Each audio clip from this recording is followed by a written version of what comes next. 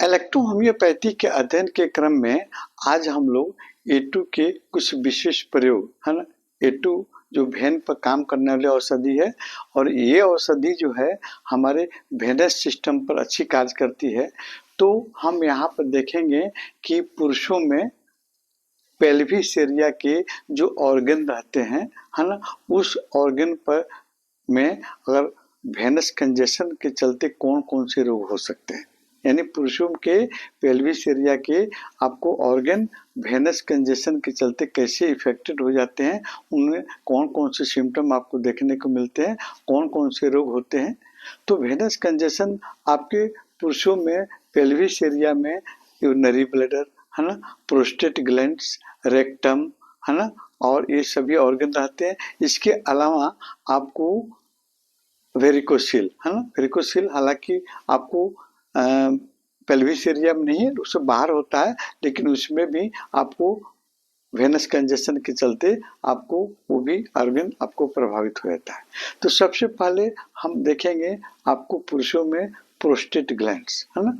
आपको prostate glands क्या होता है ना, कहाँ होता है, इसका साइज क्या होता है और इसका वजन क्या होता है, और फिर कौन कौन से इसके आपको रोग हो सकते हैं। सबसे पहले आपको प्रोस्टेट ग्लैंड्स पुरुषों में यूरिनरी ब्लैडर के ठीक नीचे, यहाँ देखिए ये यूरिनरी ब्लैडर है, यूरिनरी ब्लैडर के ठीक नीचे आपको यूरेथ्रा पर आपको दोनों साइड से आपको प्रोस्टेट या चारों तरफ से आपको प्रोस्टेट ग्रंथि आपको घिरी रहती है ना। किसके, आपको यूरिनरी ब्लैडर के जस्ट नीचे यूरेथ्रा के चारों तरफ से घिरी रहती है आपको ये प्रोस्टेट ग्लैंड्स है ना। और ये रेक्टम के सामने होती है ना। और ये प्रोस्टेट ग्लैंड्स आपको एक अखरोट की आकार की संरचना होती है और इसका वजन आपको 18 से लेकर आपको 25 ग्राम के आसपास होती है। जैसे जैसे आपको उम्र बढ़ते जाता है वैसे वैसे इन ग्रंथियों का साइज में भी परिवर्तन होते हैं। ज़्यादातर आपको 40 वर्ष से ऊपर या 50 से 60 वर्ष के बीच में इनकी ग्रंथियों में आपको विशेष तरह से आपको सूजन देखने को मिलती है, जो कई लक्षण आपको पैदा करते हैं। ये प्रोस्टेट ग्लैंड्स जो है आपको प्रोस्टेटिक आपको फ्लूइड का सेक्रेशन करता है ना। और ये प्रोस्टेटिक फ्लूइड जो है आपको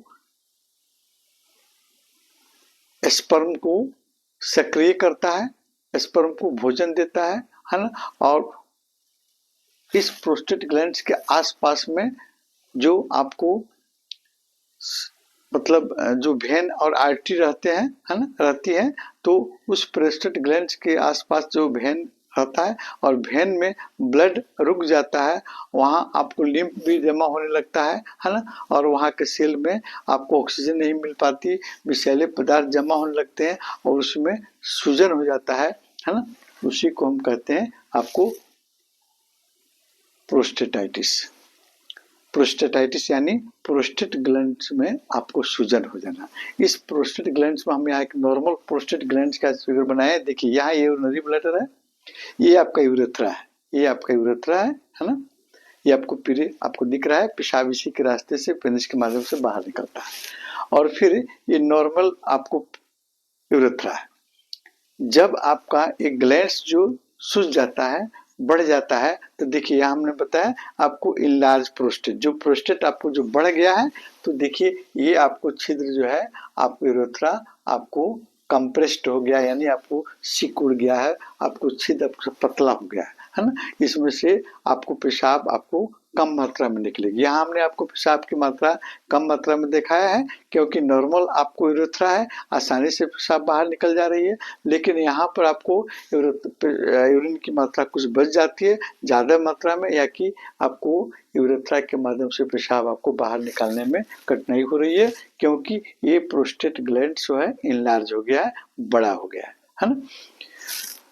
तो ये प्रोस्टेटाइटिस है ना, ये इसके कारण आपको ये इसके होने के कारण आपको मुख्यतः आपको कंजेशन है ना, वेनस कंजेशन है ना। तो वेनस कंजेशन आपको जैसे इस आपको प्रोस्टेट ग्लैंड्स के आसपास में जो आपको वेन होती है ना, और वहाँ पर ब्लड रुकने लगते हैं और ब्लड रुकेंगे तो वहाँ के सेल टिश्यू को भी प्रभावित करेंगे, उसके आजू बाजू के सेल को भी आपको शुद्ध ऑक्सीजन नहीं मिलेगा, है ना, सेल कमजोर पड़ जाएंगे और उसमें आपको सूजन पैदा हो जाती है।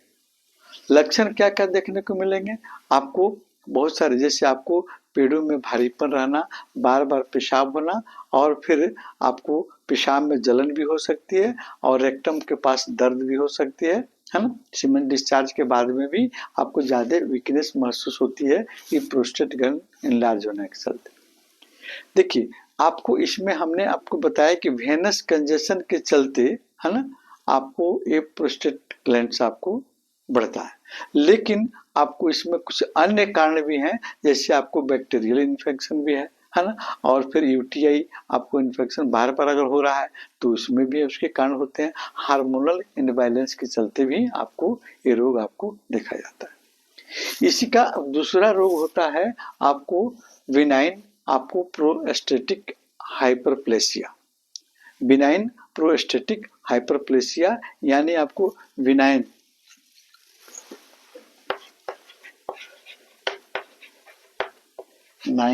विनाइन प्रोस्टेटिक हाइपरप्लेसिया यानी विनाइन यानी मतलब विदाउट कैंसर, है ना, आपको नन कैंसर कहिए, है ना, आपको नन कैंसर आपको प्रोस्टेट ग्लैंड अगर बढ़ जाता है, इसमें सेल इसको आपको ज्यादा मात्रा में हो जाते हैं तो इसमें सूजन हो जाती है। इसको हम शॉर्ट में बीपीएच के नाम से भी हम लोग जानते हैं ना, आपको विनाइन प्रोस्टेटिक हाइपरप्लेसिया यानी आपको हाइपरप्लेसिया मीन्स होता है आपको कोशिका का वृद्धि हो जाना, है ना, आपको कोशिका का संख्या बढ़ जाना, और फिर आपको विनाइन मतलब विदाउट कैंसर, है ना, और फिर प्रोस्टेटिक यानी प्रोस्टेट, है ना, यानी आपको प्रोस्टेट ग्रंथि का आपको गैर कैंसरकारी, है ना, बिना कैंसर के आपको रूप में बढ़ जाना, है ना, इसको हम कहते हैं बीपीएच, है ना। और इसमें आपको होता क्या है, आपको वेनस कंजेशन के अलावा, है ना, ये रोग जो वेनस कंजेशन के अलावा आपको एक मुख्य हार्मोन्स की अधिक मात्रा में स्राव होने के चलते भी होता है। उस हार्मोन को हम डीटीएच, है ना, डीटीएच कहते हैं, डीटीएच यानी आपको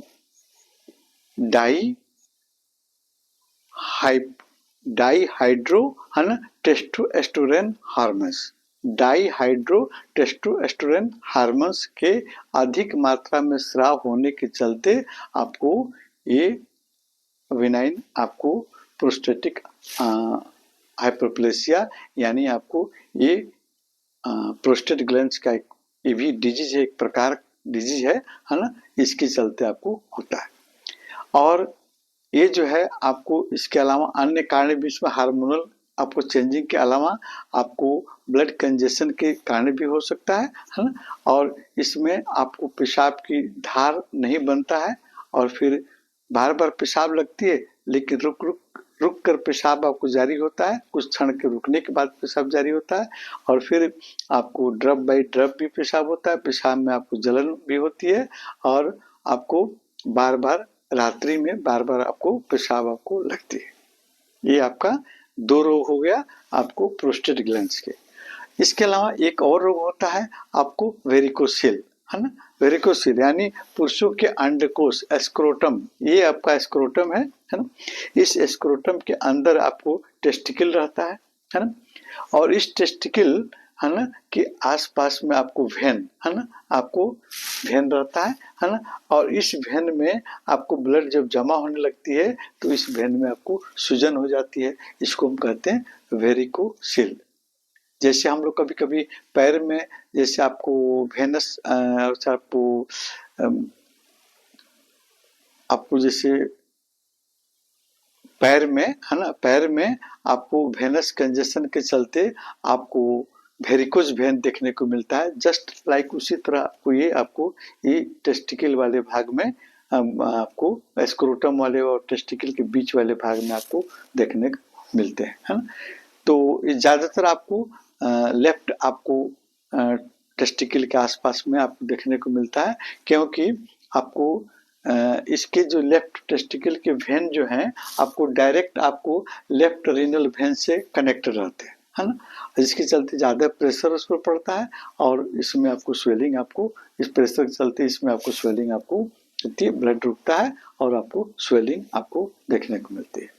इसमें कुछ सिम्टम देखने को मिलते हैं, जैसे अंडकोश में भारीपन आपको आएगा रहेगा और फिर उसमें खड़ा रहने पर हल्का हल्का दर्द हो सकता है ना। और आपको इसमें नसें जो है मकड़ी के जाल के समान में आपको टच करने में महसूस होती है ना। मोटी मोटी सिकुड़ी नसें आपको महसूस की जा सकती है।